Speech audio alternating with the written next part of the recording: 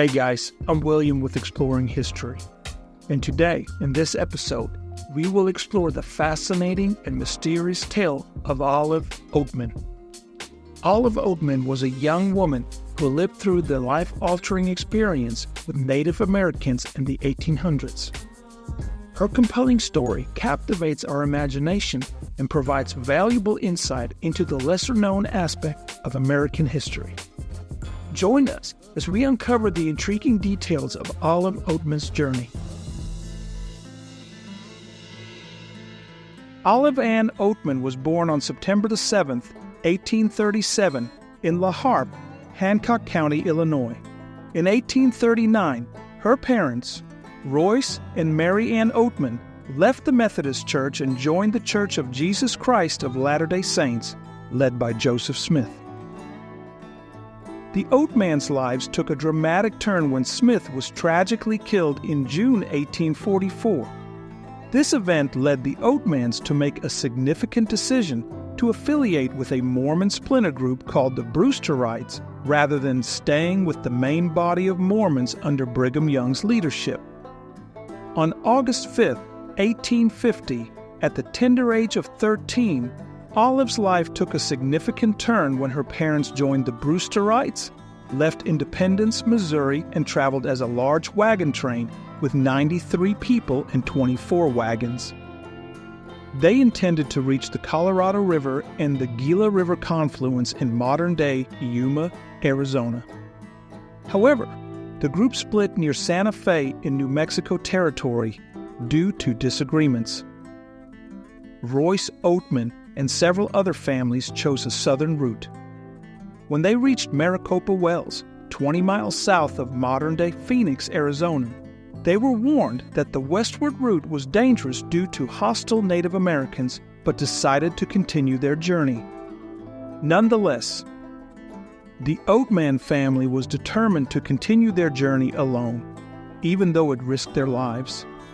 Their decision to travel independently instead of joining Brewster's party marked a critical turning point in the events that came to be known as the Oatman Massacre. On their fourth day from Maricopa Wells, the Oatmans met a band of 19 Native Americans seeking tobacco and food. Royce Oatman was reluctant to give away much due to their limited supplies, which angered the Yavapais. Amid this interaction, the Yavapais attacked the Oatman family, ultimately killing them all except for 3 children. 15-year-old Lorenzo, who was left for dead, 14-year-old Olive, and 7-year-old Mary Ann, who was enslaved by the Yavapais and subjected to constant abuse and neglect for any sign of defiance. After the attack, Lorenzo found his parents and siblings dead, but he couldn't find his younger sisters, Mary Ann and Olive. He sought help, returned to bury his family, and then never gave up the search for his surviving siblings. Olive later identified her captors as members of the Tonto Apache tribe, who took her and Mary Ann along with some of the family's belongings. However, it is likely that they were from the Tolkapaya tribe, also known as Western Yavapais. After a year with the Yavapai, Olive and Mary were sold to the Mojave tribe during a trade expedition. This marked the beginning of their new life, as they were warmly welcomed by the tribe's leader and his family. They were treated as their own, given land to farm, and provided with traditional Mojave clothing. But most notably, the girls were tattooed on their chins and arms, following the tribal custom reserved for tribe members. This custom was not just a form of body art, but a deeply held belief of the Mojave people. Their belief was so profound that they thought individuals without tattoos could not enter the land of the dead or be recognized as Mojaves by their ancestors. Tragically, a devastating drought struck the land between 1855 and 1856, leaving the Mojave people with limited food and water. The harsh conditions were unbearable, and Mary, unable to withstand them, died from starvation, leaving Olive alone with the Mojave. After her sister passed away, Olive's unwavering determination was evident as she gradually adapted to life with the Mojave and wholeheartedly embraced their traditions and practices. Eventually, Olive was called Olive Oatman and given the nickname Spansa. Spansa can mean unquestionable thirst or a rotten womb. However, this peaceful period of seclusion was interrupted significantly when outside forces encroached upon her newfound life with the tribe. When Olive was 19, a Yuma messenger arrived at the Mojave village with a message from Fort Yuma. The military men at the fort, located on the Colorado River border, had learned of a white girl living among the Mojaves. They demanded her return or a valid explanation for her presence. In a display of remarkable bravery, the Mojaves initially stood their ground, hiding Olive and defying the request from the fort. They even went so far as to deny that Olive was white when asked by outsiders. Ultimately, the Mojaves, caught in a dilemma and feeling threatened by the white men's potential to harm them, reluctantly agreed to let Olive go.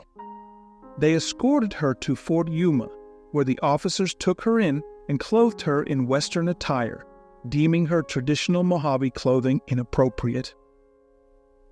Within a few days of arriving at the fort, Olive experienced profound relief and joy.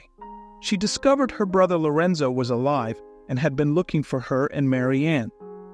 Their emotional reunion made headline news across the West, bringing relief and joy to all who followed Olive's story. In 1857, Pastor Royal Byron Stratton wrote a book about the Oatman Massacre and the girls' captivity. The bestseller funded Olive and her brother Lorenzo's education at the University of the Pacific. Olive and Lorenzo toured the country with Stratton, promoting the book and lecturing. With her bold chin tattoo, Olive became a symbol of resilience and was the first known tattooed white American woman and one of the earliest female public speakers.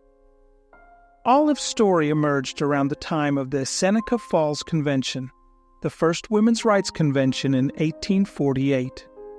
This was followed by other women's rights conventions, including the Rochester Women's Rights Convention in New York, where Olive's impact on women's history was recognized. When Olive Oatman was 28, she married John Brant Fairchild in Rochester, New York, on November 9, 1865. Stratton did not receive an invitation to the wedding, and Olive never contacted him again. Stratton was later institutionalized after developing hereditary insanity and died in 1875. Both moved to Sherman, Texas, where they adopted a baby girl named Mary Elizabeth, who was affectionately known as Mamie, and her brother Lorenzo, who passed away on October 8, 1901. She survived him by less than 2 years, and she died of a heart attack on March 20th, 1903 at the age of 65. She is buried at the West Hill Cemetery in Sherman, Texas. Oatman's legacy is a powerful symbol of resilience and the unbreakable human spirit. Her journey, a testament to the enduring impact on history and women's rights, continues to inspire us with her remarkable contribution. In 1915, Oatman, Arizona, was named in her honor, a lasting tribute to her legacy that resonates with the town's visitors. Once a thriving gold rush center, the town is now a popular tourist stop, and the story of Olive Oatman's survival with the Mojave is a compelling mystery that merits further exploration. In conclusion, Olive Oatman's abduction story powerfully reminds us of the importance of embracing and understanding different cultures. It also emphasizes the complexity of identity and the resilience of the human spirit in difficult times. Her narrative continues to inspire and educate generations to come. As we wrap up this fascinating journey into history, I encourage you to explore more historical stories and share your thoughts on Olive Oatman's narrative in the comment section below. Let's keep the conversation going and continue learning from the past. Remember to share, like, and subscribe. Thanks for watching. I'm your host, William, and I can't wait to see you next time on Moments That Made History.